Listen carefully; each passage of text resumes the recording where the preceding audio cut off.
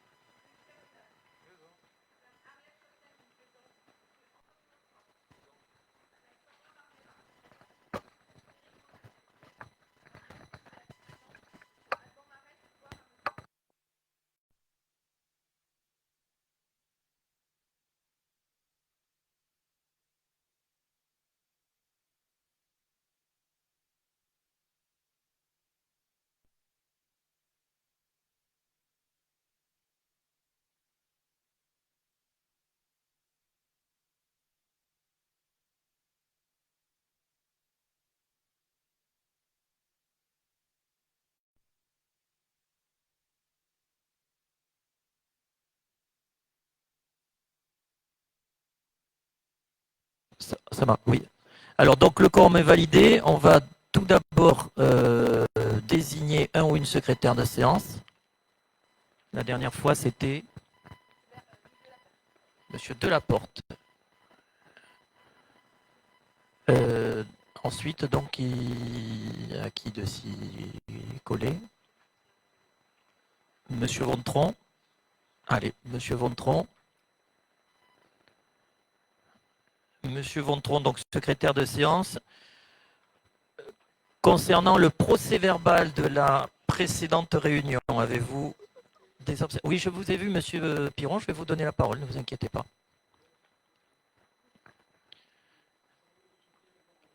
Non, mais vous l'aurez après parce que c'est moi qui la donne, Monsieur Piron. Pas d'observation, des votes contre, des abstentions. Bien, je vais donc, et c'est pour ça que vous aurez la parole après, Monsieur Piron, puisque je vais tout de suite suspendre la séance pour donner, comme on le fait traditionnellement chaque année, la parole à nos représentants du conseil municipal jeune qui vont vous faire un bilan de leur mandat, après quoi nous commencerons nos débats. Donc je donne la parole à ces jeunes gens et je vais me pousser, je vais vous laisser la place et je donne la parole à Mathis. Bonjour à toutes et à tous. Nous avons été élus au Conseil municipal des jeunes le 17 octobre 2024 pour un an. Au cours de cette année, nous avons participé aux différents événements de la commune.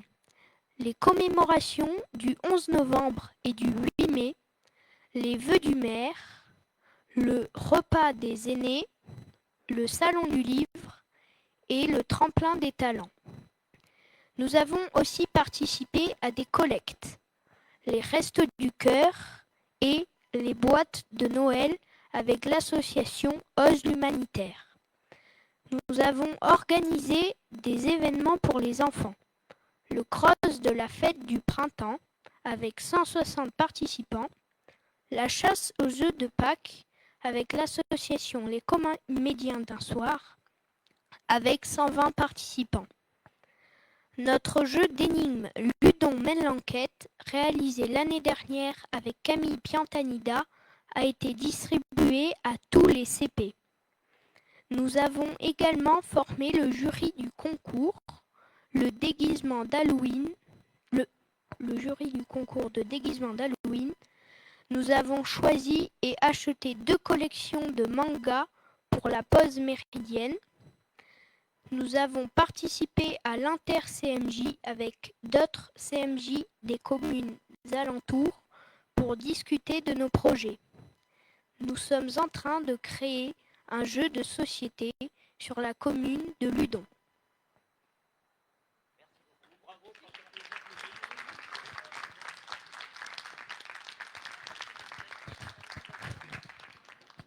Bravo à vous, hein, je reprends la parole. Vraiment un gros travail qui a été fait, vous pouvez le dire à vos camarades qui n'ont pas pu être là ce soir.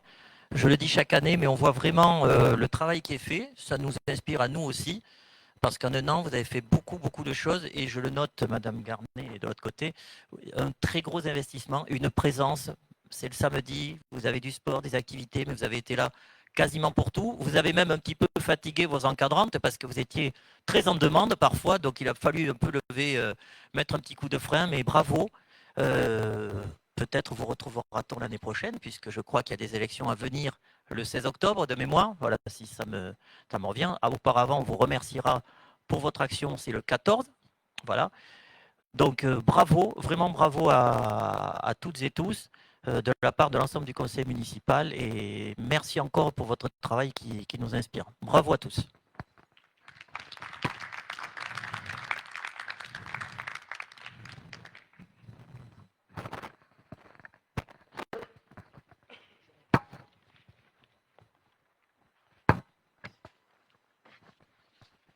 Bien, donc je récupère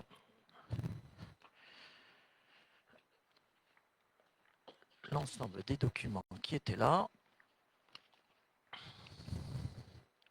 Madame, c'était le procès verbal que je dois signer. D'accord.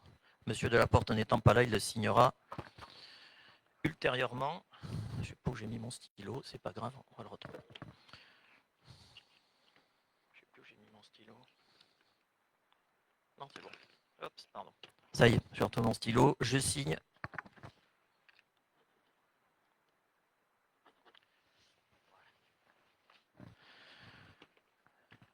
Bien, nous reprenons donc le cours de la séance. Monsieur Piron, vous aviez demandé la parole, vous l'avez.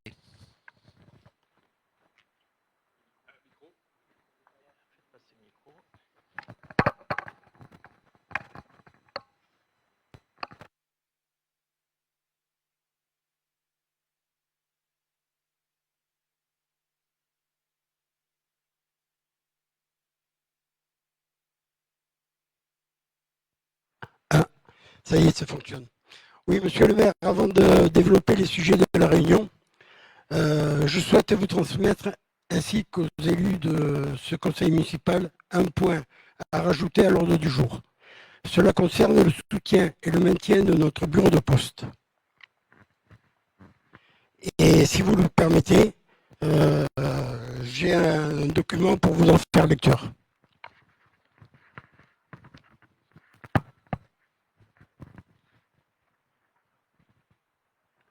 C'est avec beaucoup d'intérêt qu'on pourra débattre de ça, monsieur Piron, sauf que l'ordre du jour n'est pas modifiable en cours de séance. Vous auriez dû me solliciter avant, puisque légalement, je ne peux pas changer l'ordre du jour.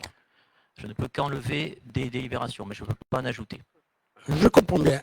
Donc nous en reparlerons en questions diverses. Ok, mais si je vous ne l'ai pas fait parvenir, monsieur le maire, c'est tout simplement parce que d'une séance précédente, je vous avais fait parvenir une motion que vous n'avez pas présentée en conseil municipal. Donc je n'ai pas jugé utile de renouveler cette démarche que j'avais faite. C'est tout. Alors, je me suis permis de faire des photocopies du document de ce que je voulais vous lire. Je vais les faire passer. Si vous voulez les faire suivre, vous les ferez suivre. Si vous ne voulez pas les faire suivre, chacun prendra en fonction de ce qu'il y a. Je vous remercie et c'est bien dommage que vous ne preniez pas en compte ma demande. C'est juste la loi, monsieur Piron. Non, je comprends, c'est juste la loi. Seulement, c'est vrai que quand on vous fait passer des documents et qu'on n'a pas de réponse, on vous les fait passer largement en avance et qu'on n'a pas de réponse et que les élus du conseil municipal ne sont pas avertis, c'est vrai qu'on fait différemment, c'est tout. Vous parlez de quoi précisément? Je parle d'un courrier que je vous ai envoyé le 9 mai à sujet de l'OMM dont on aura l'occasion de discuter en fin de séance. C'est donc bien à l'ordre du jour. Merci. Donc, pour reprendre le point de l'ordre du jour, nous commençons par les questions de ressources humaines. La première délibération concerne l'adhésion au contrat de groupe garantissant les risques statutaires pour la période 2026-29.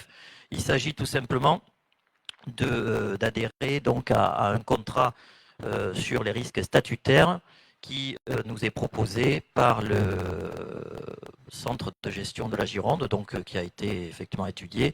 Vous avez dans la délibération les différents taux qui sont mis en place, sachant que cette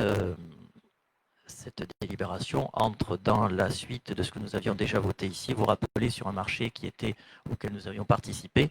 pour pouvoir proposer à nos agents l'évolution enfin pas l'évolution, oui, l'évolution de ce contrat, mais surtout, il venait à échéance, il convenait donc de le renouveler.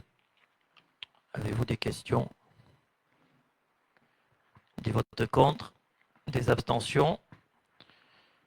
Je vous remercie. Le point suivant concerne la création d'un règlement intérieur des agents territoriaux de la commune. Donc, je rappelle que ce règlement a pour objectif de définir les règles de fonctionnement et l'organisation du travail des relations humaines. Donc, c'est un document qui existait et qui avait besoin d'un toilettage et d'une actualisation, donc conforme notamment aux différentes réglementations. Ce document a reçu l'aval du comité technique du centre de gestion le 26 août 2025. Je rappelle que le comité technique est composé à la fois de représentants des élus et des personnels. Voilà. Donc il y a eu un aval sur ce document qui fixe un petit peu qui fixe la manière dont le travail s'organise au sein de la collectivité. Avez-vous des questions sur ce document, Monsieur Piron? Ouais, sur le document du règlement intérieur du personnel, j'ai plusieurs interrogations. D'abord, la première, c'est, Monsieur le maire, je trouve très surprenant que de toutes ces délibérations, pourquoi un intéressement si tardif de votre part? Ça, c'est comme ça. Mais je peux me poser la question de savoir s'il y a des problèmes RH à la mairie. D'autre part, j'ai relevé sur le règlement intérieur plusieurs points que j'aimerais vous soumettre. Bon, le règlement intérieur n'était pas numéroté, donc moi je l'ai numéroté à ma façon. Soit on peut prendre mes interrogations une par une, soit vous les enregistrez et puis on pourra voir après comment on fait en dehors du conseil, parce que ça risque d'être long, à les reprendre. Donc je vais commencer en page 5 sur le droit syndical. Alors je vous coupe tout de suite, Monsieur Piron. Il est numéroté, il suffit juste de nous dire à quel article ça correspond. Oui, voilà. J'ai pas les articles, j'ai les numéros de page. Le droit syndical, à partir du moment où je n'ai pas eu le tableau des effectifs que j'ai demandé à plusieurs reprises, je ne peux pas savoir combien il y a de titulaires, combien il y a de vacataires, qui est à quel poste, et je ne peux pas savoir s'il faut, par rapport au seuil des 50, s'il y a un CSE, s'il y a un CST, s'il y a un CHST, etc. À la page 9, j'aurais aimé connaître quelle est la composition du CAP. Page 14, sur le tableau des écoles de musique, il manque sur les ouvertures le samedi, parce qu'il me semble que j'ai vu des participants ce jour-là venir et être à l'école de musique. Ensuite, page 13 et 14, il est expliqué que la compétence et la responsabilité du DGS et du service RH. J'ai toujours pas trouvé qui sont les agents qui tiennent ces postes. Page 16, les heures complémentaires, supplémentaires, subvisées par le DGS. Il serait souhaitable d'y rajouter les modalités et laisser les agents qui les exécutent leur laisser le choix de récupération ou de paiement, tout comme les modalités de pourcentage financier ou des taux de récupération du travail du dimanche et des jours fériés qui ne sont pas inscrits et qui sont liés entre autres aux nécessités d'installation de mobilier pour les festivités. Il y a un point qui me tient à cœur qui n'apparaît pas du tout sur le règlement intérieur, c'est qu'il manque un article à mon sens important, c'est au niveau du personnel municipal, l'article sur la conduite addictive concernant la prévention d'alcool, de tabagisme et de stupéfiants.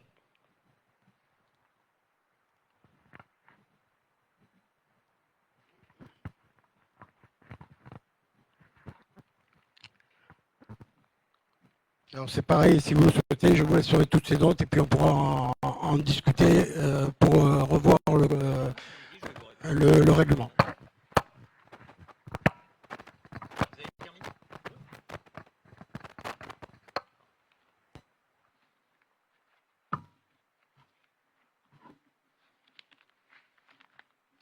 Voilà, c'est bon.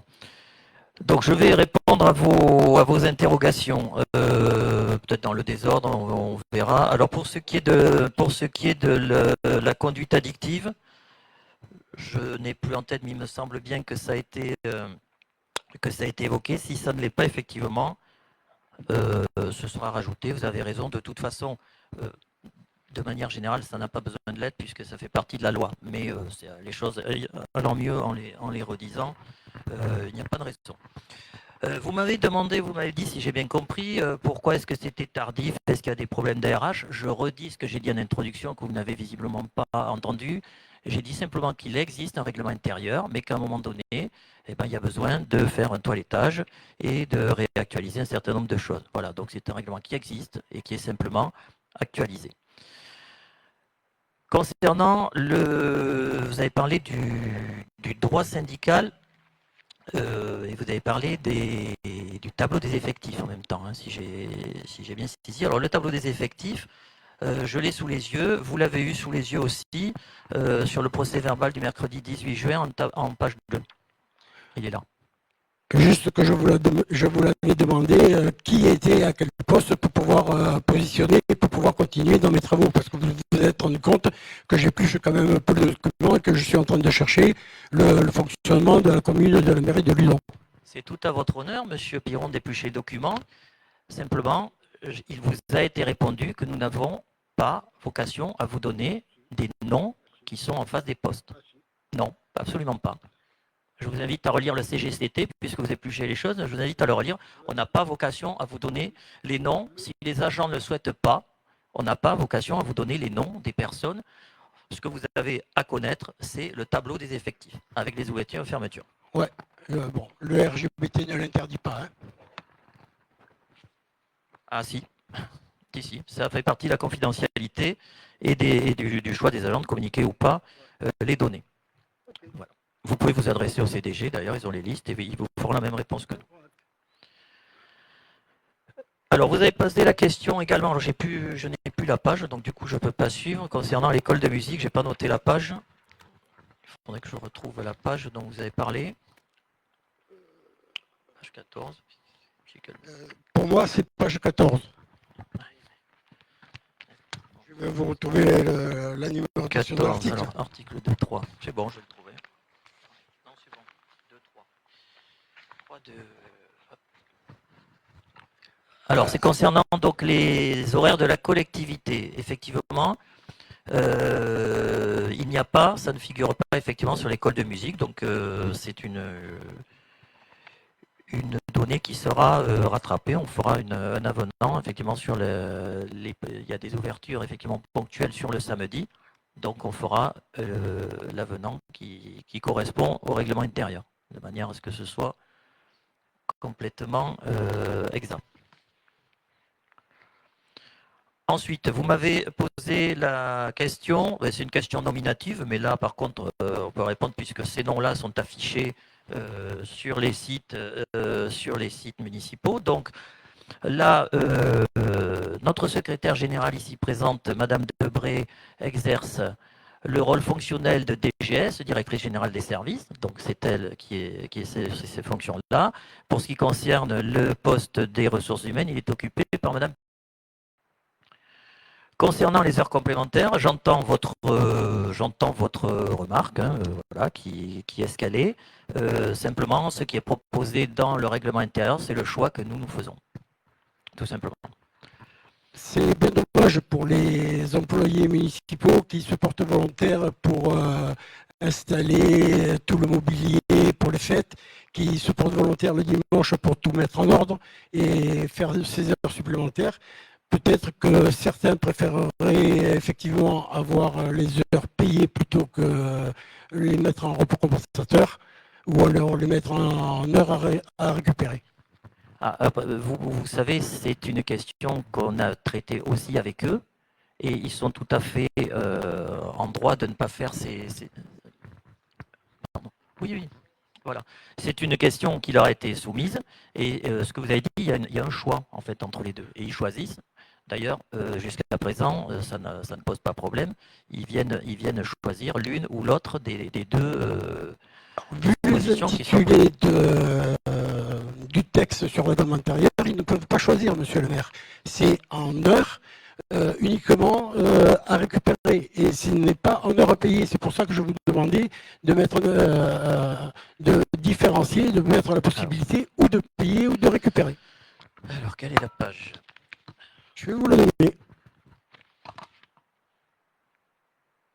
Oui, je vois, c'est l'article Article 6. 6. Oui, oui, tout à fait. Alors, il est écrit, je vous refais lecture, Monsieur Piron, aucune heure supplémentaire ne pourra être prise en compte ou rémunérée si elle n'a pas été autorisée au préalable par l'une des autorités.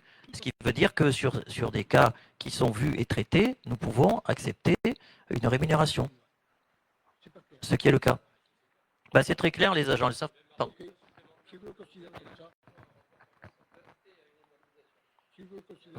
Voilà. Donc ça veut bien. Voilà. Et de la même façon, il est précisé que la réglementation, enfin ce qui est prévu pour les agents qui sont à temps non complet. Donc voilà, je pense que c'est assez clair à ce niveau-là. Non, il ne peut pas y avoir, mais les deux cas sont prévus et d'ailleurs les deux cas sont utilisés en fonction. Non, si les deux cas sont prévus et si comment ça s'appelle, au niveau de la mairie, on tient compte des desiderata du personnel qui fait des heures en plus, moi ça me va, c'est tout.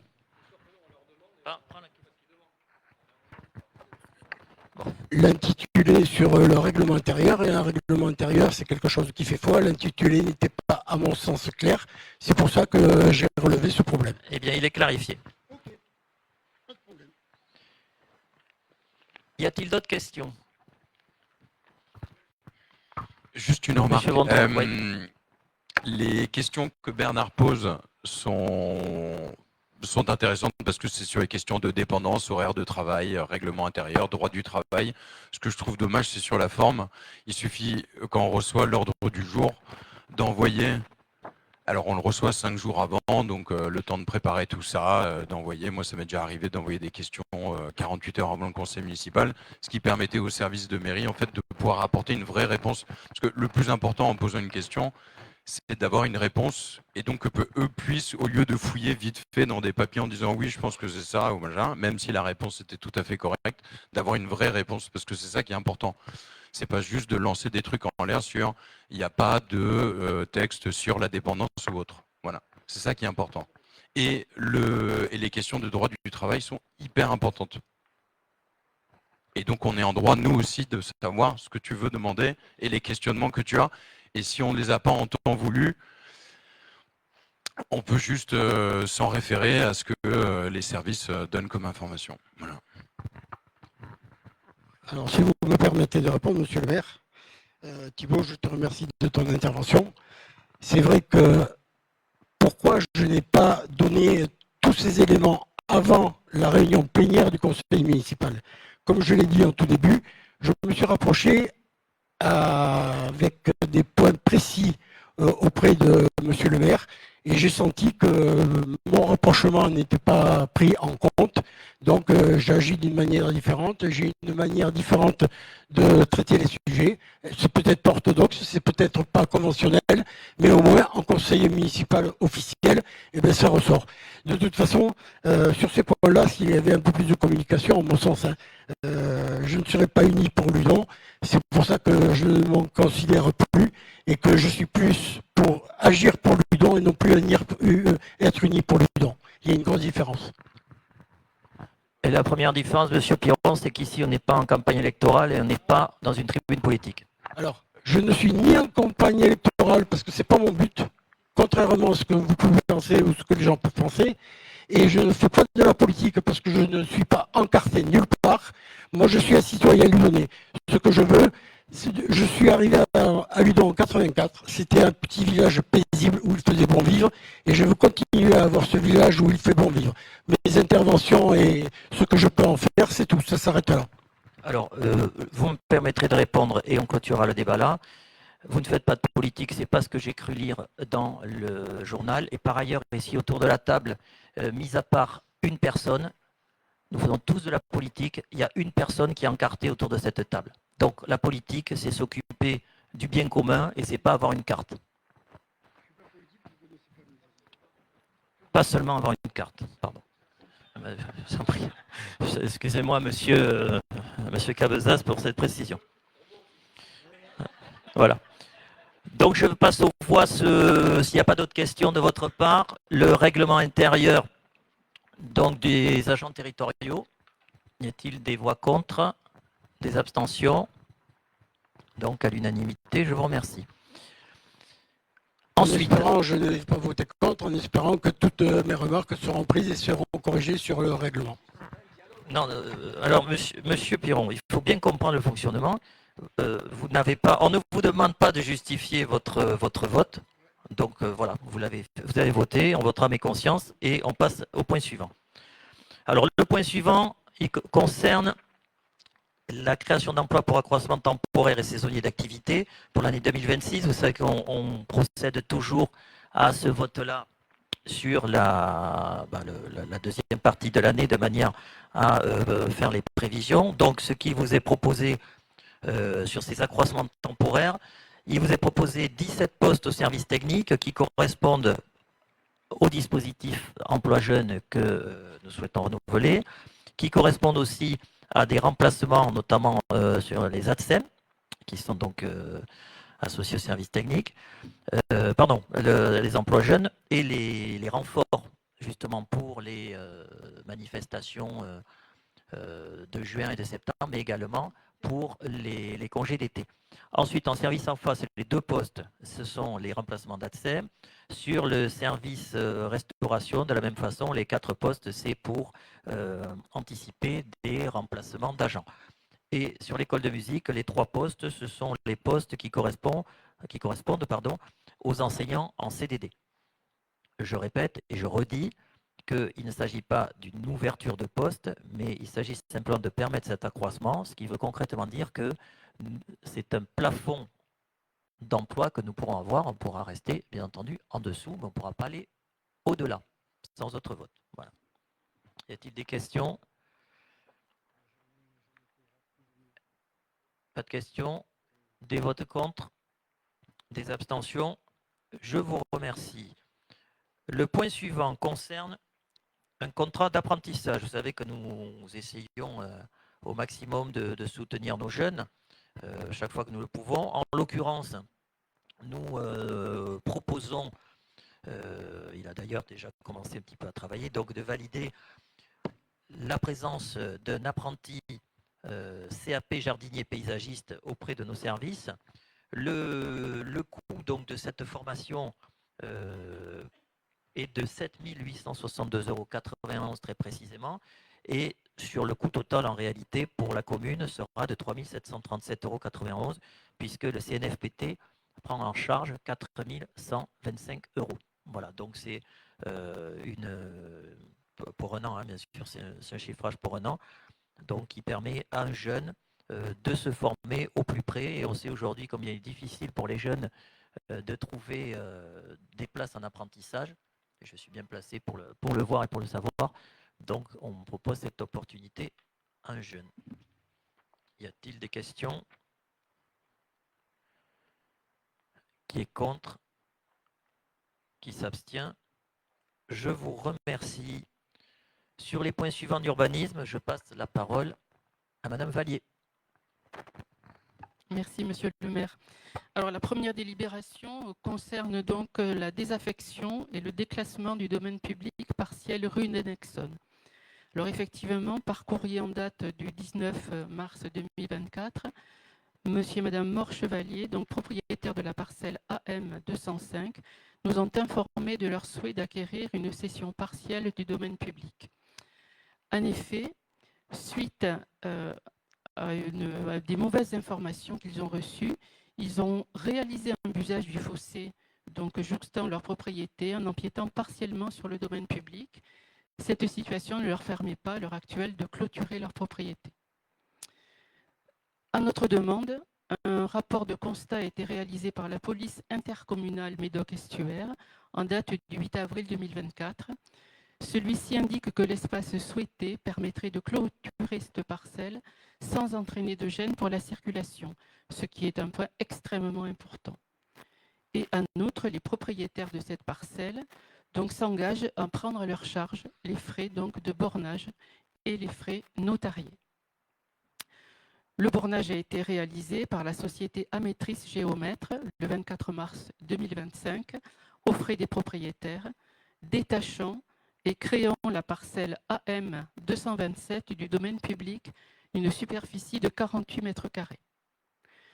Considérant la lettre de l'avis du domaine en date du 23 juillet 2024, n'appela pas d'observation sur cession à l'euro symbolique de cet espace partiel du domaine public, considérant la délibération que nous avions prise il y a un an, le 25 septembre 2024, autorisant Monsieur le maire à engager les procédures administratives de désaffectation, de déclassement et de cession, il est donc demandé aux membres du conseil municipal de valider la demande de désaffectation du domaine public partiel de la parcelle AM 227 d'une superficie de 48 mètres carrés et de son affectation en terrain à bâtir et du déclassement du domaine public partiel de la parcelle AM 227 d'une superficie de 48 mètres carrés dans le domaine privé de la commune. Il s'agit donc d'approuver la désaffectation partielle du domaine public partiel créant la parcelle AM 227 de 48 mètres carrés, de constater la désaffectation partielle et matérielle du domaine public en la parcelle AM 227 de 48 mètres carrés, d'approuver l'affectation de cette parcelle en terrain à bâtir, de prononcer le déclassement partiel du domaine public de la dite parcelle d'une superficie de 48 mètres carrés et son incorporation dans le domaine privé communal avec une servitude unilatérale de fossé et de busage sur la parcelle cadastrée AM 205, fonds servant, donc appartenant au demandeur. D'autoriser Monsieur le maire à céder cette parcelle à l'euro symbolique avec une servitude unilatérale de fossé et de busage sur la parcelle AM 205, fonds servant, appartenant au demandeur, et d'autoriser Monsieur le maire à signer tout document afférent à cette affaire. Je tiens juste à rappeler que cette demande de déclassement, de désaffectation n'appelle pas d'enquête publique, dans la mesure où effectivement la police communautaire, donc intercommunale, s'était déplacée pour faire donc un constat que la parcelle ne gênait en rien la circulation sur la rue de Nexon et ne provoquait pas de gêne pour les dessertes. Cet avis a été conforté par le centre routier de Castelnau, qui nous a effectivement dispensé ou précisé dans le code de la voirie, donc l'article qui convenait d'appliquer. Est-ce que vous avez des questions? Monsieur Piron. Madame Vallier, je ne mets pas en doute tout ce que vous venez de dire parce que tout a été étudié et tout a été pensé. Oui. Je mets surtout en doute cette confiance que je peux avoir. Pourquoi? Je voulais vous expliquer. J'ai été contacté par certaines personnes concernant le lotissement rue Moulin du Poulet sur la parcelle AS17 avec toute la problématique que ça a pu engendrer. Je ne vois pas le rapport avec pas la question. Je sais. Mais les études que vous avez faites, que vous venez d'énumérer, sont la continuité de ce qui s'est passé sur cette parcelle. Donc c'est pour ça que je mets en doute tout ce qui peut être fait. Vous pouvez mettre en doute tout, monsieur, ça a été validé. Et que s'est-il passé sur cette parcelle, monsieur Piron? J'aimerais bien savoir. Ben oui, dites-moi, puisque vous inscrivez des choses. Je vais vous le lire, carrément. Il y en a pour une quinzaine de lignes. Alors, si je vous en parle, c'est parce que suite à la réception de courrier de mise en demeure par de nouveaux voisins qui ont acquis la parcelle mitoyenne de leur habitation, j'ai été sollicité début août 2025 par monsieur et madame XY qui habitent le lotissement Moulin du Poulet et depuis très longtemps. Je me suis penché sur la question afin d'aider ce couple de personnes âgées. J'ai cherché à découvrir ce que je découvre de ces nouveaux arrivants acquis sur ces terrains de la commune. Et je cherche plus car de mémoire, je ne connaissais pas de terrain en vente à cet endroit. Les derniers terrains qui ont été publicités étaient les terrains de la rue du Général de Gaulle, dont on trouve encore des traces. Ce terrain a été vendu, il n'y a eu aucune publicité. Bon, je ne vais pas en faire tous les descriptifs ici. C'est pour ça que je prends la position de dire que je mets en doute ces nécessités que vous avez et de vendre et de racheter. Alors, à un moment donné, Monsieur Piron, il va falloir que vous vous arrêtiez. Parce que ce que vous dites, c'est très grave. C'est très grave. Et c'est surtout faux. Oui, vous pouvez montrer ce que vous voulez. Ce terrain a été vendu dans les règles. Il a été vendu après une délibération du conseil municipal qui n'a jamais été retoquée par qui que ce soit ici. Donc vos insinuations, il va falloir faire très attention maintenant. Je fais attention, je n'accuse personne, monsieur le maire. Vous le faites. Vous le faites, monsieur Piron. Attention. Non, juste que j'ai des documents qui attestent mes dires, c'est tout. Mais il faut vérifier un peu mieux vos sources. Ce terrain a été vendu de manière tout à fait légale et après publicité et après délibération du conseil municipal.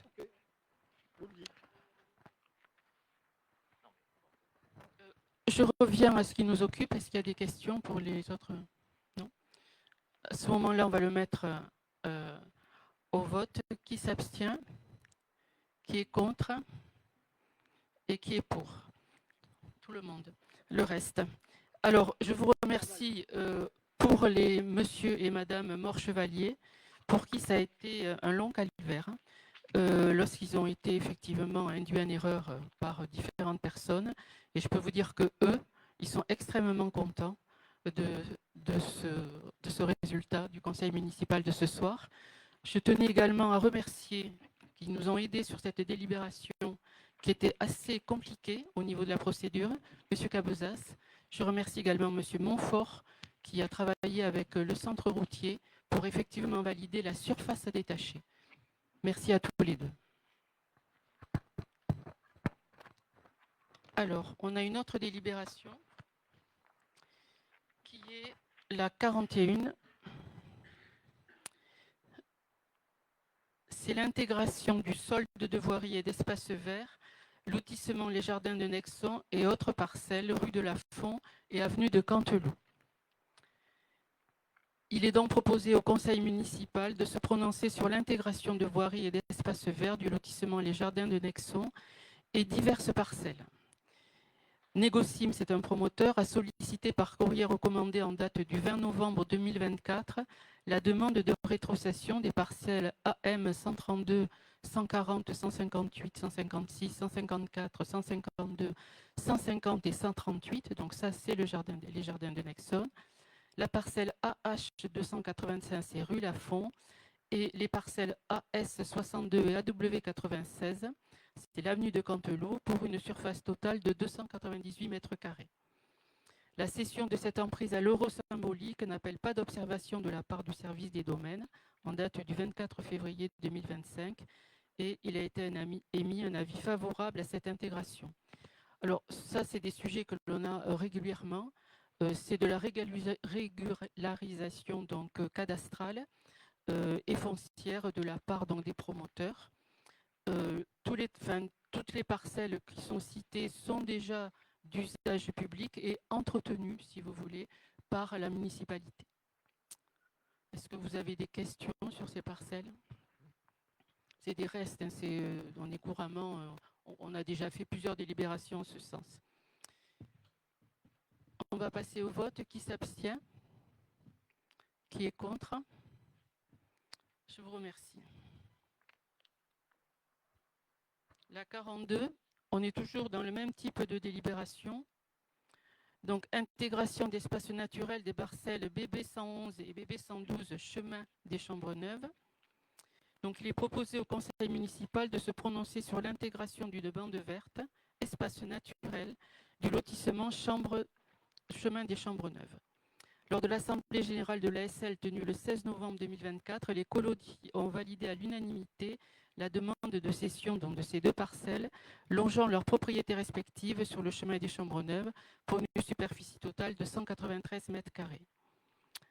En date du 11 décembre 2024, un courrier adressé au président de l'ASL indiquait un accord de principe sur cette cession, en précisant que l'entretien le long des clôtures resterait bien sûr à la charge de chacun.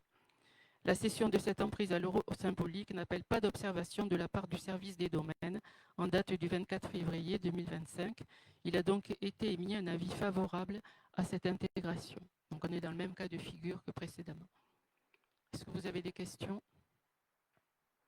On va donc procéder au vote. Qui s'abstient? Qui est contre? Je vous remercie. Merci Martine pour cette brillante présentation. Le point suivant donc, les points suivants concernent la communauté de communes Médoc-Estuaire. Avec tout d'abord, il vous est proposé une convention de mise à disposition des biens communaux entre la commune de Ludon et la communauté de communes Médoc-Estuaire. Alors, ça n'est pas une nouveauté, il existait une relation contractuelle. Simplement, les choses, la communauté de communes a souhaité, à juste titre d'ailleurs, que les choses soient davantage cadrées juridiquement. Donc, ce que nous vous proposons aujourd'hui, ça concerne, vous l'avez vu, notre ALSH, APS ALSH de la maternelle. Donc, cette convention est une convention cadre, je le précise, qui doit être ensuite votée en conseil communautaire et par les différentes communes concernées, enfin les 10 communes en réalité, chacune en ce qui la concerne. Elle sera ensuite complétée par un système de barème qui a été calculé en fonction de moyennes, etc., qui va être proposé d'ailleurs à la commission en charge de tout cela à la CDC. Donc un barème au mètre carré pour ce qui est de la consommation d'eau, de la consommation d'électricité, etc., etc., et barème qui sera unique pour l'ensemble de la communauté de communes. Voilà. Donc là, il s'agit de la convention cadre sur les contours généraux. Juste pour information, la participation de la CDC aux frais de gestion représentait pour l'année 2024 pour notre commune 27 456 €. Voilà. Donc là, ce sera sur des bases qui seront réactualisées et qui sont liées à cette convention cadre. Voilà, avez-vous des questions? Monsieur Piron. Ouais, sur cette demande. Ah, si ça fonctionne. Sur cette demande, je ne suis pas contre, monsieur le maire. À mon sens, juste qu'il faut être très vigilant parce que d'après certains documents, j'ai pu comprendre qu'au niveau de la CDC, il y avait un risque financier, un risque sous tutelle. Est-ce que c'est vrai, est-ce que c'est pas vrai? Je n'en sais rien. Mais moi, ce qu'il en ressort, c'est qu'il faut être très vigilant. Alors, en tant que vice-président aux finances, je vais vous répondre très simplement, il n'y a aucune mise sous tutelle, on n'est même pas dans une situation d'urgence. Et je parle sous le contrôle des collègues qui siègent avec moi en commission finances. Donc, il n'y a aucune inquiétude de ce côté-là au niveau de la CDC à ce jour. Je suis bien heureux de l'apprendre, merci. Quand bien même, effectivement, ça ne changerait rien puisque cette contractualisation, il faut quand même bien la faire. Donc, je passe aux voix cette convention, sauf s'il y a d'autres questions. Qui est contre? Qui s'abstient? Je vous remercie. Dans la même lignée, j'allais dire, les prestations de services de restauration sur les jours de fonctionnement des ALSH entre la communauté de communes et certaines communes. Il s'agit là, pareil, d'un vide qui est en train d'être remis à plat et remis à jour. Et en ce qui concerne donc notre commune, il y avait des arriérés, pas que notre commune, hein, il y a 3 communes dans cette situation-là parce qu'il n'y avait pas de clarté, encore une fois, contractuelle. Donc il s'agit, on va repartir donc sur de nouvelles bases, bien sûr, mais il s'agit de solder, c'est le cas aussi pour d'autres communes concernant les chemins de randonnée notamment, de solder cette absence-là de clarté par des protocoles transactionnels. Donc en ce qui concerne notre commune, on vous propose donc d'avoir un protocole transactionnel qui fait que donc la CDC nous versera donc une somme qui sera établie en conseil communautaire. Je me tourne vers vous, Madame Debré, la somme étant aux alentours de 75 000 € pour ce qui concerne notre commune, 76 000, 70 178, ouais, 67, 70 178, pardon. J'avais perdu, c'était 76, mais c'était parce qu'il y avait une autre, ça a été recalculé après, j'avais gardé mon info CDC, je suis désolé. Donc 70 178 € qui seront versés à la CDC, par la CDC, pardon, à notre commune. Voilà, c'est plus clair comme ça. Oui, Monsieur Gonzalez, non, je reprécise bien. Voilà, c'est bien la CDC qui va nous verser pour solde donc de ces exercices 2022, 23, 24 et premier trimestre 2025. Et la suite sera de toute façon traitée voilà, sous forme contractuelle et conventionnelle. Avez-vous des questions? C'est une affaire qui traîne depuis un petit moment et qui va enlever une belle épine du pied au service comptable et à la trésorerie de Pauillac aussi. Je le passe au vote. Qui est contre? Qui s'abstient? Bien, je vous remercie. Le point suivant que dans les questions, dans les décisions diverses, M. Dezin étant absent, il me revient de présenter cette délibération. Tout simplement, il s'agit d'une redevance d'occupation du domaine public par les ouvrages des réseaux publics de transport de distribution. Vous savez que nous touchons chaque année une redevance sur ces réseaux. Alors, vous le savez également, cette redevance, nous ne la votons pas, puisqu'elle est fixée par la loi. Et donc, ça fait partie aussi des bizarreries du système. C'est une subvention, une redevance, pardon, que nous recevons, mais que nous devons accepter. Voilà, donc c'est le sens de cette délibération. Pour l'année 2024, on va l'accepter, d'autant plus qu'elle a déjà été versée. Ça représente 1 451 € voilà, qui nous ont été versés en août 2025. Voilà. Y a-t-il des questions? Qui est contre? Qui s'abstient? Bon, vous voyez comme quoi l'argent rentre aussi dans les caisses de la mairie. Les statuts du SDEC, question suivante, donc délibération numéro 46. La modification des statuts du SDEC, tout simplement, le SDEC souhaite modifier ses statuts. Bon, ça revient assez régulièrement, hein, vous voyez, ça a déjà été modifié à 7 reprises. L'objectif, c'est de distinguer donc à la fois l'exercice des compétences et des prestations de services du SDEG, qui fournit d'ailleurs de plus en plus de prestations libres ensuite aux communes adhérentes de les accepter, entre des prestations liées à leurs compétences, dans l'électricité, gaz, éclairage public, etc. Et aujourd'hui, des prestations de services, l'instruction d'urbanisme, le foncier, la cartographie. Donc voilà, tout ça nécessité d'être un petit peu reclarifié. Et donc, en fait, c'est seulement le transfert d'une compétence qui peut ouvrir droit à la désignation de délégués au sein du SDEG. Il faut savoir que nous n'étions pas membres du conseil d'administration du SDEG, mais que nous allons le devenir, d'où la modification des répartitions, en fait, afin de réduire le nombre et aussi de rationaliser à la fois le nombre, vous voyez, ils étaient 862, mais également de permettre la représentation de ceux qui ne l'étaient pas, en l'occurrence nous pour l'éclairage public. C'est pour ça, à ce titre-là, que nous pourrons, au vu de ces nouveaux statuts, intégrer le SDEG. Vous l'aurez tous noté que ça n'est pas pour tout de suite, c'est par anticipation pour le renouvellement des instances du SDEG qui a lieu après chaque échéance municipale.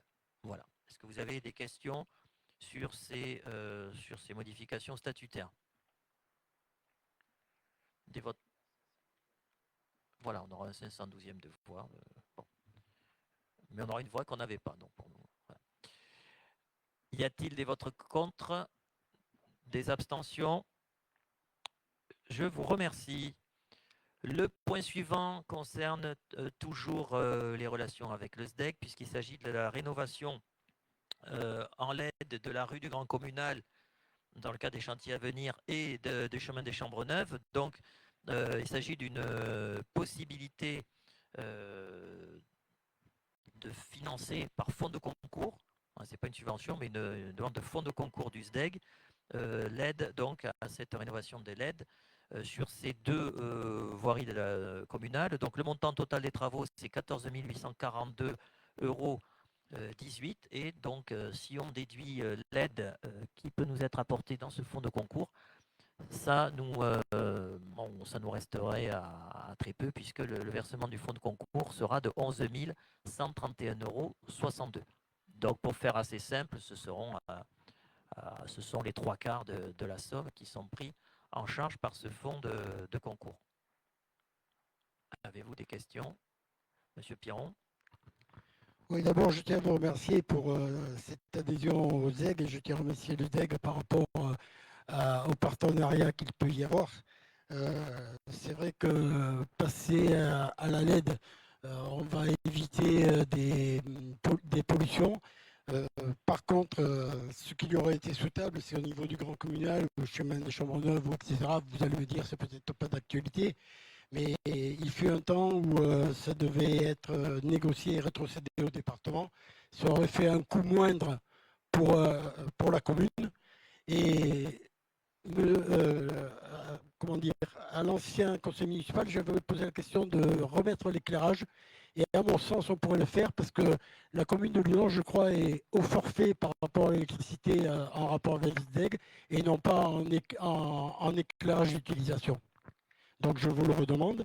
Pour la sécurité des données, il faudrait rallumer l'éclairage et ne pas le couper à 23 h et le rallumer à 5 h le matin.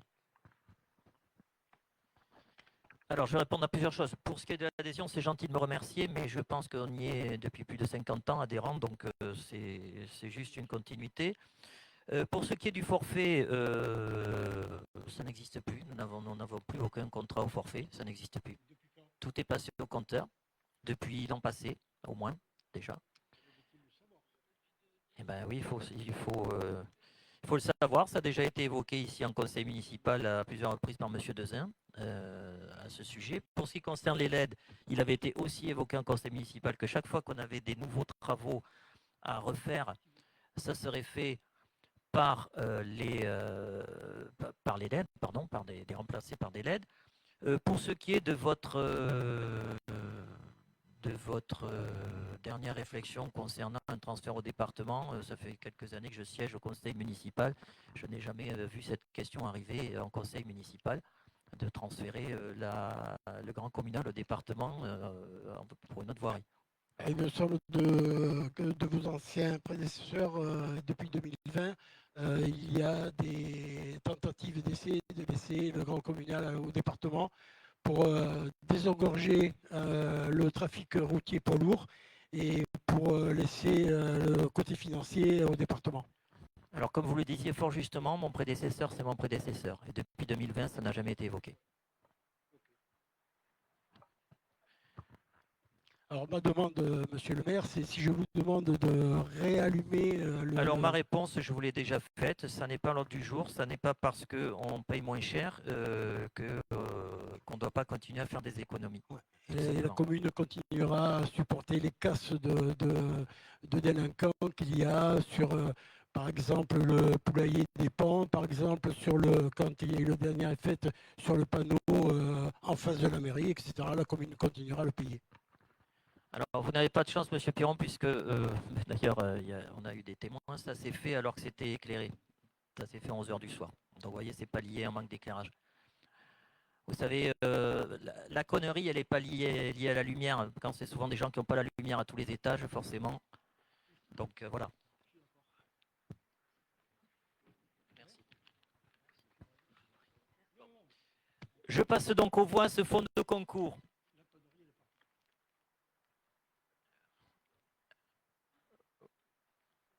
Y a-t-il des votes contre? Des abstentions? Je vous remercie. La délibération suivante concerne l'avis que nous devons donner sur le dossier d'autorisation environnementale du projet ME. Je ne sais pas exactement comment il faut le prononcer. Donc ce projet, il nous a été demandé par monsieur le préfet de la région Nouvelle-Aquitaine par courrier en date du 7 août 2025 et par l'intermédiaire de la DREAL de recueillir nos observations sur ce dossier. Alors je vais essayer de vous résumer un petit peu les éléments. Pardon? Alors je ne vais peut-être pas tout lire, mais je vais essayer de vous résumer les éléments qui ressortent dans la délibération dont vous avez toutes et tous pris connaissance. Donc la description, je ne vous la refais pas, il s'agit d'une usine de conversion de nickel et de cobalt. Je laisserai à celles et ceux qui le souhaitent interroger Martine, qui est très au fait de ce processus de transformation. Mais ce n'est pas l'objet. Les observations que nous faisons, que je vous suggère que nous faisons, ce sont tout d'abord des observations. Bon, le lieu d'implantation, tout le monde a identifié en bordure de Garonne, au droit du ponton de Gratequina sur une superficie de 32 hectares. Ce projet a reçu la qualification de projet stratégique en mars 2024. Il est reconnu d'envergure européenne par l'Union européenne et il a été reconnu projet d'intérêt national majeur par un décret opportunément pris le 7 septembre 2025, la veille de la démission enfin pas de la démission, mais de la perte de confiance du gouvernement, on va le dire comme ça. Alors, ce projet répond à un double enjeu, vous l'avez aussi vu, donc un enjeu de souveraineté industrielle, deuxième enjeu de réduction de l'empreinte carbone sur la production des batteries destinées aux véhicules électriques, sachant que l'entreprise en question ne serait qu'un élément de la chaîne de production de ces batteries, qui s'inscrit également aussi dans une démarche de recyclage. Sur les retombées, alors les retombées, je les ai citées dans la présentation, hein, elles sont importantes en termes de fiscalité locale pour la métropole et les communes concernées. Elles sont en termes de fiscalité totalement nulles pour notre commune, même si c'est un petit peu en décalage avec le dossier, mais vu que c'est évoqué, il convient quand même d'en parler. Les seules retombées qui peuvent être envisagées, vous savez qu'il y a 500 emplois prévus, 200 directs, 300 indirects. Donc, il y a des retombées indirectes sur les services locaux éventuels, mais alors qui sont difficiles à quantifier, qui surtout ne le sont pas du tout dans le rapport qui a été présenté. Et je le répète, moi je l'évoque, ce n'est pas l'objet non plus de ce rapport qui est uniquement sur l'autorisation environnementale. Alors, bien entendu, un certain nombre de points de vigilance sur ce dossier. Et après, je laisserai bien entendu la parole au débat. Le site, situé en bord de Garonne, tout le monde le connaît, en zone inondable, avec un site proche notamment d'un espace classé Natura 2000. Le point de vigilance sur le transport qui devrait se faire majoritairement par voie fluviale. Toutefois, un certain nombre de travaux ne sont pas forcément pris en compte dans les perturbations qui vont engranger, notamment le raccordement au poste électrique du Puy-en-Médoc avec 15 mois de travaux. Inutile de vous dire qu'il va y avoir, que ça entraînerait une consommation électrique et donc un amené de branchement électrique très très conséquent. Donc le plan de circulation n'est pas prévu, n'a pas en tout cas été évoqué. Même si l'usine prévoit 90% des travaux, des approvisionnements par le fleuve, reste quand même une partie du remblai qui sera acheminée par la route et un certain nombre d'échanges qui se feraient par la route, notamment liés aux matériaux disponibles localement pour la construction et puis après à des fournitures disponibles localement. Donc ces impacts liés au trafic routier ne sont pas tout à fait clairement ni suffisants, en tout cas pas suffisamment détaillés en termes de nuisances pour les riverains du projet sur notre commune en tout cas, puisque c'est notre commune dont il est question ici, mais plus largement sur les autres communes. Voilà. Et la circulation routière liée à la circulation pendulaire des employés n'est pas non plus prise en compte avec des simulations précises. Autre point de vigilance, le risque inondation. Alors je ne vais pas trop le développer parce que vous avez bien compris le risque tel qu'il est. Alors si on reste un petit peu sur une base technique, on constate que les conclusions sont basées sur des impacts pour la configuration réglementaire du PPRI, donc les fameux événements de référence, tempête et 20 cm avec défaillance généralisée des digues. Donc toutefois, il y a d'autres scénarios qui ne sont pas étudiés et qui entraîneraient d'autres conséquences. Donc ça ne figure pas, notamment sur les débordements et qui pourraient là, pour le coup, très largement impacter notre commune au vu de l'implantation de cette entreprise et de l'obstacle que constituerait ce remblai dont je parlais à l'instant sur l'ensemble du secteur. Voilà. Donc je ne rentre pas dans le détail, tout est détaillé dans la délibération. Donc cela pourrait engendrer des problèmes plus récurrents et plus systématiques d'inondation dans ce secteur que vous savez tous sensible. Donc nous, ce que je vous propose et moi ce que je souhaite, c'est qu'une analyse détaillée des impacts de tous ces enjeux soit prise à la fois avec défaillance des protections et sans défaillance. C'est-à-dire où pour un événement moins important qu'on ait la totalité du panel des situations possibles sur le risque inondation, ce qui n'est pas le cas. Pour ce qui est du seuil Céveso, seuil haut, alors très clairement, le seuil haut n'est pas lié à une dangerosité de l'usine elle-même, puisque j'ai pu l'entendre par-ci par-là, des risques d'explosion, etc., d'émanation. Le risque Céveso seuil haut, pardon, il est ici lié à la quantité de produits stockés sur place. Et en particulier, qui dépasse des seuils, c'est pour ça que c'est un seuil haut, en particulier, il y aura un stockage entre autres d'acide chlorhydrique. Voilà. Donc, par là même, il existe donc des risques environnementaux importants en cas de fuite notamment de cette substance-là. Donc nous, ce que nous souhaitons, c'est que ça n'est pas forcément très bien exprimé, c'est qu'il y ait des mesures de maîtrise maximale pour la protection de ses intérêts et surtout les risques potentiels sur la zone aval. Et nous sommes là les premiers concernés, puisque je vous rappelle que la Garonne, comme tout fleuve qui se respecte, coule vers la mer. Et donc, ce qui partira de Parampure arrivera chez nous en tout premier lieu. Donc là, il n'y a pas de précision à ce sujet sur les risques potentiels pour la zone aval, dont nous sommes les premiers riverains. Les milieux naturels et les zones humides, là c'est toujours pareil. Il y a un certain nombre d'enjeux, alors faunistiques, floristiques notamment. Il est mis en avant la séquence éviter, réduire, compenser, accompagner. Donc ça, il n'y a pas à ce niveau-là, c'est mis en avant, mais il n'y a pas de garantie claire et détaillée sur les mesures de protection et de réduction des risques pour l'ensemble. Hein, je vous l'ai dit, le sol, l'air, l'eau, la faune, la flore, etc. Le bruit aussi. Donc il y a aussi un sujet qui nous soucie particulièrement, enfin moi qui me soucie particulièrement, c'est les enjeux liés aux nappes phréatiques et à notre maillage déjà, puisque je vous rappelle que nous faisons partie du même bassin versant, hein, pour ceux qui connaissent un petit peu la géographie, et donc forcément ce qui peut influer sur les cours d'eau de cette zone-là, forcément, directement ou indirectement, influeront sur notre réseau à nous, et particulièrement, je le redis, sur une nappe phréatique. Donc là, pareil, il y a besoin d'avoir quelques précisions. Pour ce qui est des mesures de compensation écologique, elles sont pareillement pas suffisamment précisées. Voilà. Donc, ce que je vous propose, pour donner un avis complet, c'est d'exiger des garanties, un certain nombre de garanties, de demander au préfet de la région Aquitaine ces garanties-là, qui concernent une analyse circonstanciée des autres sites étudiés, puisque les sites sont cités mais ne sont pas étudiés, un avis complémentaire sur le risque et l'impact des hypothèses d'inondation sur l'ensemble, et qui soit produit par un tiers autre que l'entreprise ME, parce que cette analyse-là ressort des services de l'entreprise ME. Ensuite, la communication des mesures de maîtrise des risques qui vont être prises, j'en parlais, en cas de situation de fuite ou de rupture de canalisation, quelle qu'elle soit, et particulièrement à l'égard du fleuve.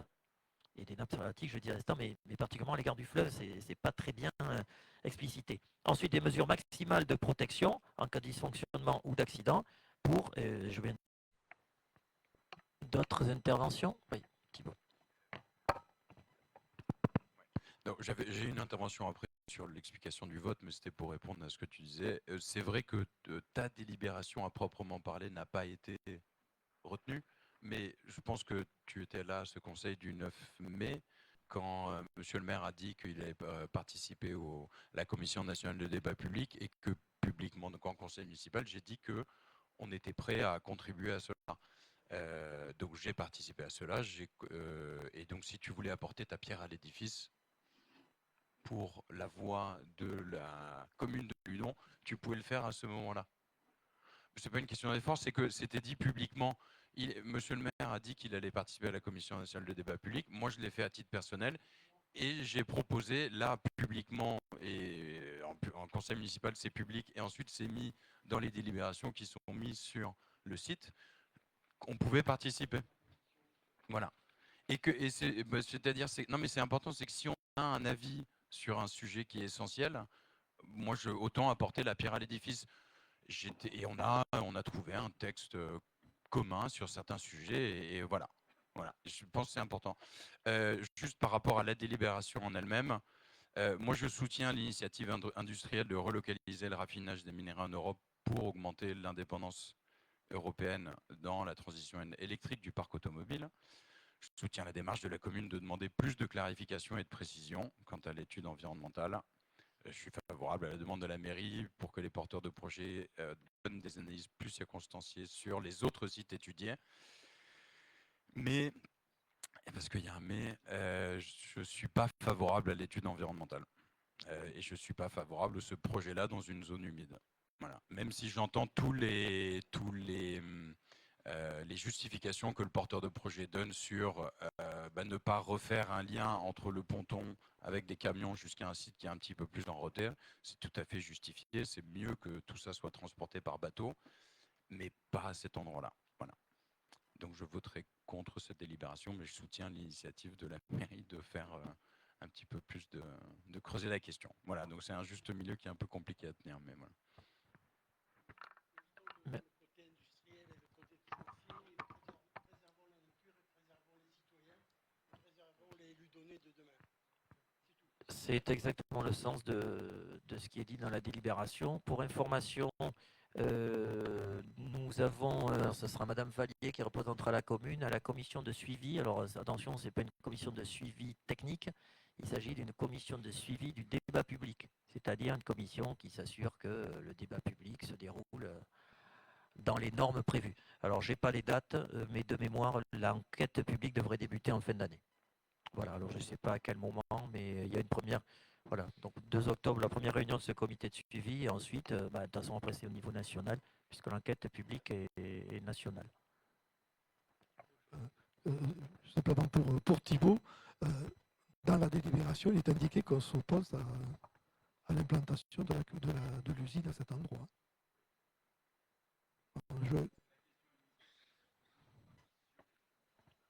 C'est ça. Oui, c'est un tout, mais j'ai bien réinsisté. Ces 2 choses-là, ce soir, on doit s'exprimer. Encore une fois, je le redis, on est en responsabilité. On est des élus responsables. On nous pose une question précise sur un sujet précis qui n'est pas le projet, mais qui est l'étude environnementale afférente à ce projet. J'entends ce qui se dit autour de la table. J'entends la position de notre collègue. Toutes les positions sont respectables.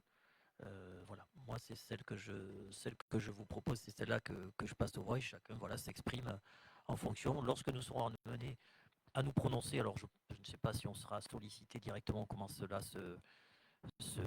s'organisera. Lorsque l'enquête publique interviendra, elle portera sur l'essence du projet lui-même dans sa totalité environnementale, industrielle, économique, fiscale, etc., etc. Est-ce qu'il y a d'autres interventions? S'il n'y a pas d'autres interventions, donc je passe cette délibération au vote. Est-ce qu'il y a des votes contre? 1. Est-ce qu'il y a des abstentions? Pas d'abstention. Je passe maintenant la parole à Madame Garnet pour une motion justement sur le respect des droits fondamentaux à une scolarisation adaptée aux élèves en situation de handicap. Elle va vous expliquer de quoi il retourne. Alors, je vais vous faire part des passages les plus importants de cette motion. Je ne vais pas la lire entièrement. La commune de Ludon-Médoc souhaite attirer l'attention sur une situation particulièrement préoccupante concernant l'orientation de certains élèves inscrits dans le dispositif Ulysse de l'école élémentaire de Mâcon et qui sont rentrés au collège à la rentrée 2025. Ces élèves bénéficient d'un parcours en Ulysse élémentaire avec des aménagements, des accompagnants. Ils ont des notifications d'orientation adaptées de la MDPH, mais ils sont orientés vers des classes ordinaires au collège, faute de places disponibles dans un des dispositifs adaptés au sein des établissements du second degré. Nous rappelons que la loi du 11 février 2005 garantit à chaque élève en situation de handicap le droit fondamental à une scolarisation adaptée à ses capacités et ses besoins spécifiques. Donc aujourd'hui, nous soulignons l'insuffisance du dispositif Ulysse dans les collèges de notre secteur. Et le conseil municipal exprime son inquiétude quant à l'absence d'une solution adaptée pour ces élèves en situation de handicap et ses conséquences sur leur avenir scolaire, leur bien-être et celui de leur famille. Donc en fait, il y a des classes Ulysse qui existent au sein des écoles élémentaires, mais il y en a très peu au sein des collèges. Et donc les élèves qui bénéficient d'une classe Ulysse et des aménagements à l'école élémentaire peuvent se retrouver dans des classes ordinaires au collège.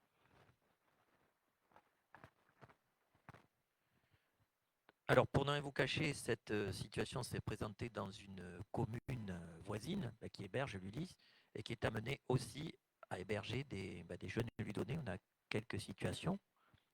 Il y en a des jeunes ludonais qui sont concernés, donc il nous paraissait important de rappeler ça à l'heure où on parle, on entend beaucoup de discours sur l'inclusion, la continuité scolaire, etc. Donc c'est bien de passer des mots aux actes, et donc je remercie ma collègue d'avoir eu la vigilance sur ce sujet-là, parce que c'est, je pense, important de le souligner. La société est faite pour tous et Ludon est une commune qui est faite pour tous. Donc ça s'inscrit totalement dans cette droite ligne de nos valeurs. Y a-t-il des remarques, des questions? Je passe aux voix. Des votes contre? Des abstentions? Eh bien, je vous remercie. Concernant les questions diverses, alors je dois vous faire part d'une décision du maire pour l'attribution du marché de travaux d'aménagement de la rue du Grand Communal. La commission d'appel d'offres a décidé d'attribuer le marché à la société LPFTP concernant la tranche ferme, avec un montant de 460 887,10 €, soit 553 064,52 € TTC. Donc ce marché a été notifié. Autre information, ça avait été évoqué, vous savez qu'on revient assez régulièrement sur les problèmes de transport, de mobilité. Alors là, c'est par l'intermédiaire de la communauté de communes. Nous travaillons à la stratégie donc avec Nouvelle-Aquitaine Mobilité. Dans ce cadre, il y a une stratégie qui est la stratégie vélo modalis, sur laquelle, au niveau de la CDC, nous nous sommes positionnés. Ça donne ses fruits, puisque nous allons bénéficier, on aura une réunion de travail le 20 octobre de mémoire, nous allons bénéficier sur Ludon d'abris vélo sécurisés, d'un abri de 12 places, et ensuite aussi d'une série de vélos en libre service.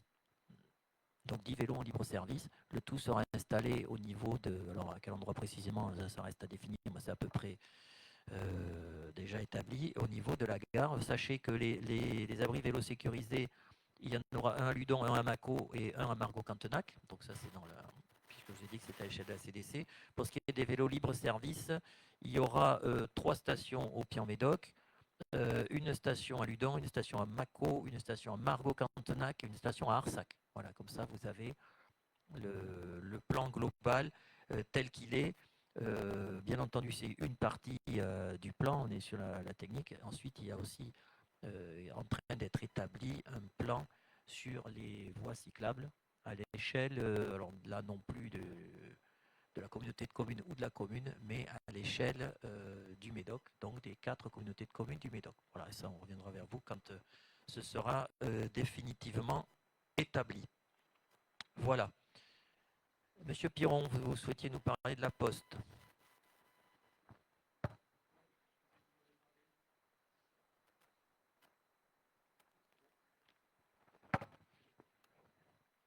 Je vous en ai, en ouverture, je vous en ai parlé. J'ai fait distribuer aux élus qui le souhaitaient le document que je vais vous lire. En ce qui concerne la Poste, c'est un service administratif et il faut le sauver. Donc depuis plusieurs mois, le bureau de poste de Ludon est fermé régulièrement. Cette décision de fermeture a été décidée unilatéralement par la Poste sans respecter l'obligation d'informer le maire des nouveaux horaires, alors que la commune a lancé un programme de réhabilitation au centre-bourg et que la population est en constante augmentation. Au vu du Code de la Poste et des télécommunications électroniques, au vu de la loi 90-568 du 2 juillet 90 relative à l'organisation du service public de la Poste et à France Télécom, du décret 2006-1239 du 11 octobre 2006 sur l'aménagement du territoire et les principes de service universel postal qui posent l'obligation d'une levée et d'une distribution des envois postaux 6 jours sur 7. Considérant que la commission départementale de la présence postale territoriale n'a pas été saisie, qu'il n'y a pas eu de concertation avec les élus de Ludon-Médoc, ni d'envoi de diagnostic relatif à l'activité du bureau de poste, qu'il n'y a pas eu d'information du préfet, du président du conseil général, ni de l'association départementale des maires, qu'il y ait eu méconnaissance de principe de mutualité de services publics en ce qui concerne les décisions attaquer limite l'accès aux services publics dans des conditions anormales. Qu'en l'espèce, la réduction des horaires d'ouverture ne s'est pas faite en vue de les adapter à la fréquentation réelle et aux besoins des usagers. Considérant que le bureau de poste est fermé régulièrement, l'accès aux boîtes aux lettres est rendu impossible et porte donc atteinte au principe du service universel postal. Alors, ce que je demande, c'est qu'au niveau du conseil municipal, il demande à la poste de la réouverture permanente du bureau de poste. On s'oppose à toute mesure proposant une agence postale communale et on autorise le maire à rester en justice.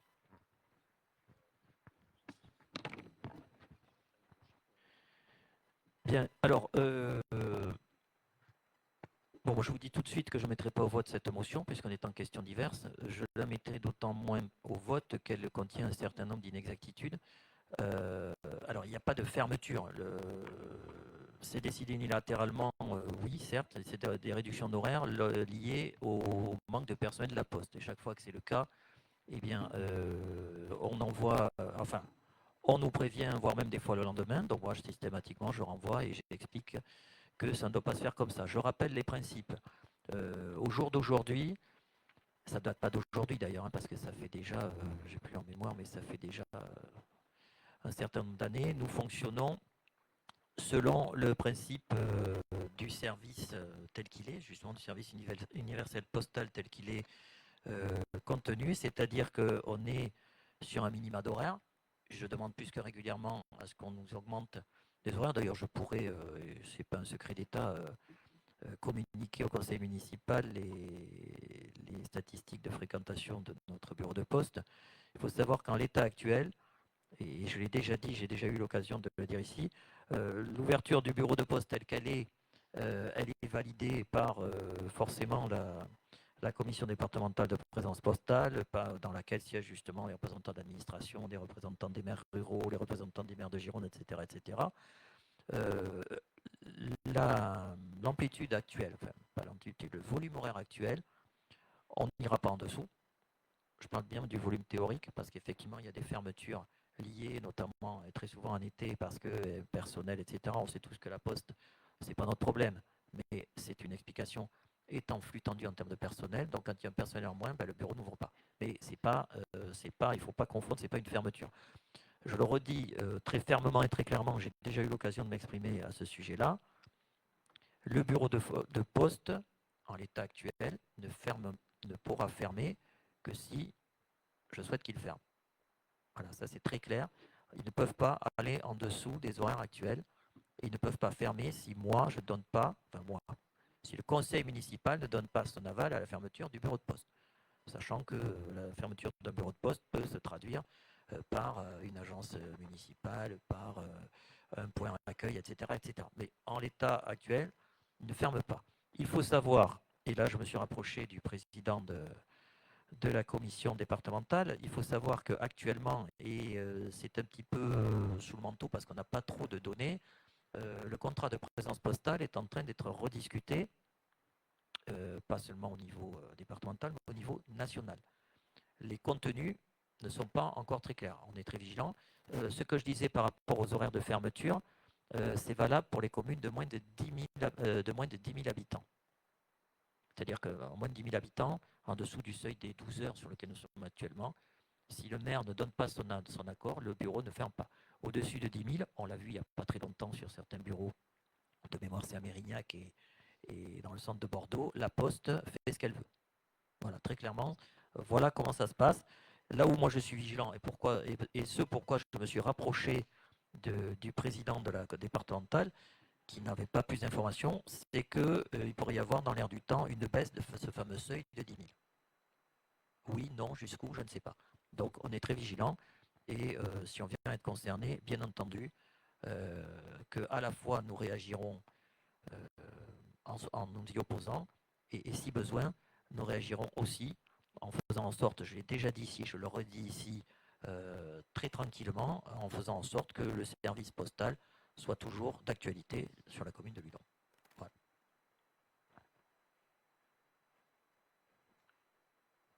Monsieur Garcia, quelques informations diverses. Allez, un petit tour d'agenda, c'est bon signe, c'est qu'on est arrivé au bout. Ouais, ça fait longtemps qu'on n'avait pas fait un conseil aussi long. Belle photo, c'était beau, c'était bien. C'était un super week-end. Et en plus, je voulais faire une spéciale dédicace aux brasseurs. Parce que les brasseurs, il y en avait 3 sur 5 qui étaient totalement dans la thématique, puisqu'il y en avait 3 sur 5 qui nous proposaient des bières en lien avec le verre. Donc, ou elles étaient passées en barrique, ou alors il y avait du houblon qui était utilisé, qui était un houblon qui est proche de la famille du Sauvignon et qui sortait un petit goût de vin. Donc, je voulais faire une dédicace aux brasseurs qui se sont alignés au thème de la fête des vendanges et en nous rappelant cet attachement que l'on a au vin sur notre territoire. Sinon, un super week-end, on est passé entre les gouttes, une fois de plus, on a ouvert les cieux. Bon, c'était un peu moins le cas le dimanche matin, mais la journée du samedi a été parfaite. Donc, cette grande fête était la clôture d'un été intense. Maintenant, nous revenons sur un agenda un peu plus apaisé.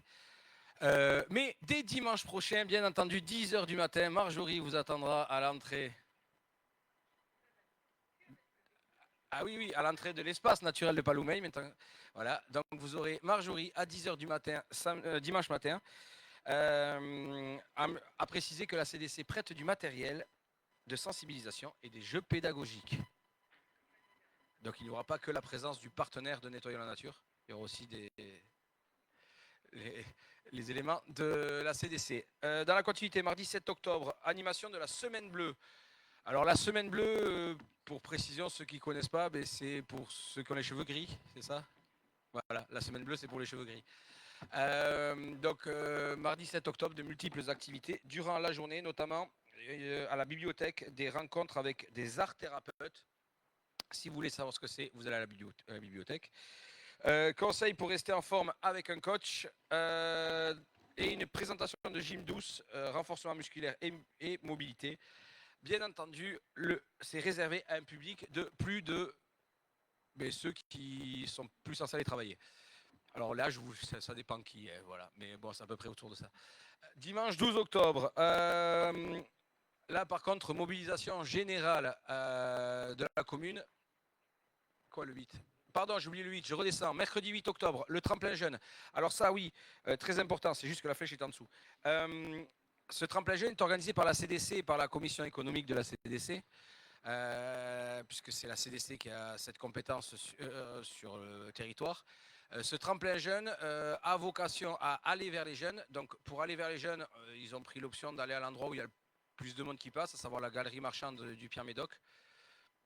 Sur le territoire de la CDC, mis à part se mettre au rond-point de la lagune, voilà, donc ils se sont mis dans la galerie marchande.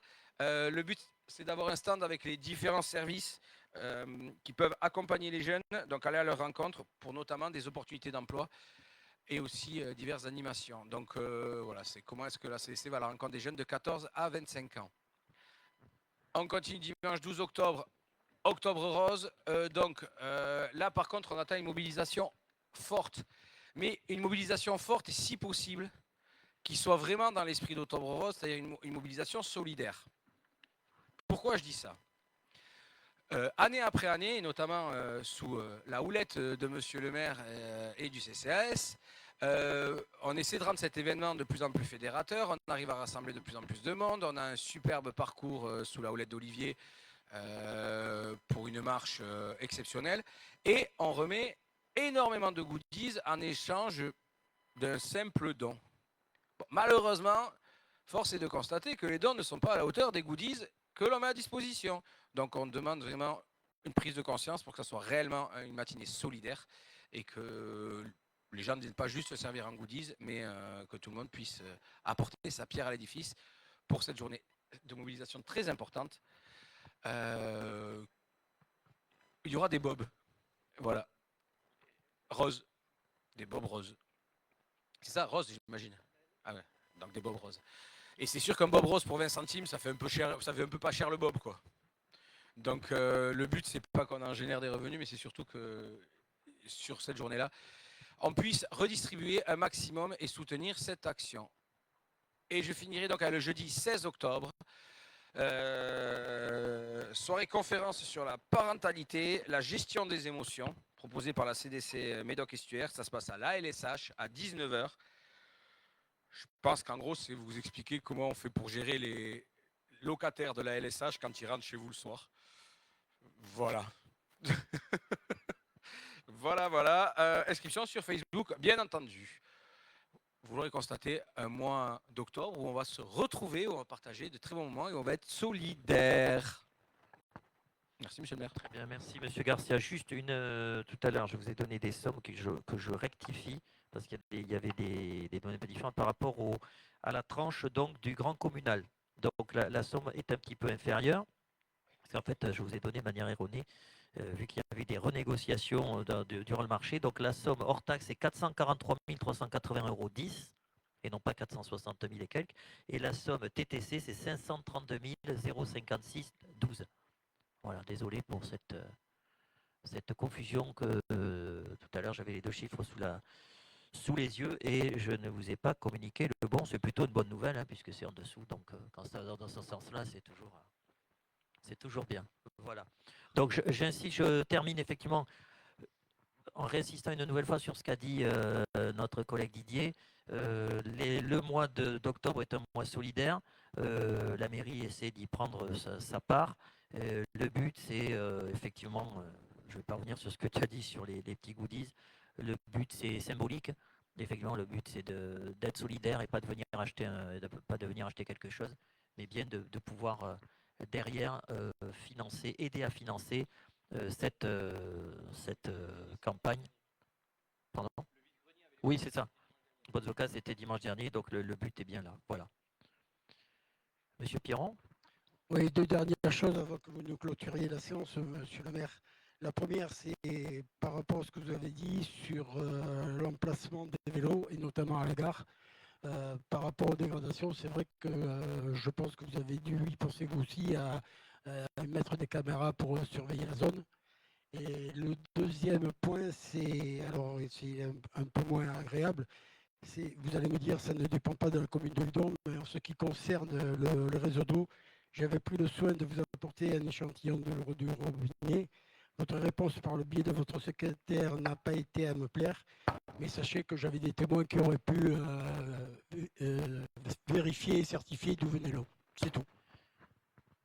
Alors, je vous remercie. Je précise juste avant de clôturer que vous nous avez sympathiquement apporté une bouteille d'eau colorée que vous avez déposée. Vous n'avez daigné donner ni le lieu, ni l'adresse, ni la personne, donc il est difficile pour les services de Suez d'intervenir. Voilà. Je vous souhaite une bonne soirée. Ah, pardon. Ouais. Pardon. C'est une réponse de manière générale sur la forme de la réunion de ce soir et une information qu'il y a eu par voie de presse en septembre, comme quoi Bernard se désolidarisait de la liste. Donc j'en prends note. Depuis l'arrivée de Bernard au conseil municipal et suite à la démission de Virginie, j'ai que pu constater une opposition de principe. Je mets juste une opposition de principe. Et c'est à l'opposé de ce qu'on avait mis en place avec Luc, avec Isabelle et avec Virginie depuis le début de la mandature. Depuis le début de la mandature, on a été très clair avec l'équipe en place, l'équipe municipale et avec les électeurs. On a toujours dit qu'on serait une opposition constructive et que notre objectif était d'engager des discussions et des échanges avec la mairie pour pouvoir bouger certaines lignes. Pour être très factuel, je préfère un travail assidu et constructif dans les commissions municipales plutôt que des invectives tous les 2-3 mois. Et surtout parce que la méthode, en fait, ne te permet pas d'avoir les réponses que tu veux avoir. Voilà. Donc moi, mon objectif quand j'ai une question, et comme je t'ai déjà dit à plusieurs reprises, les questions que tu poses dans certains cas sont intéressantes, on peut les creuser. La mairie n'a pas le temps et les moyens pour y répondre correctement. Donc c'est dommage. D'autant plus que les questions sont intéressantes. Donc tu dis que tu te désolidarises de nous. J'en prends note. Je constate que depuis ton arrivée au conseil municipal, tu t'es désolidarisé toi-même. Voilà. Donc merci à toi. Et passe une bonne soirée.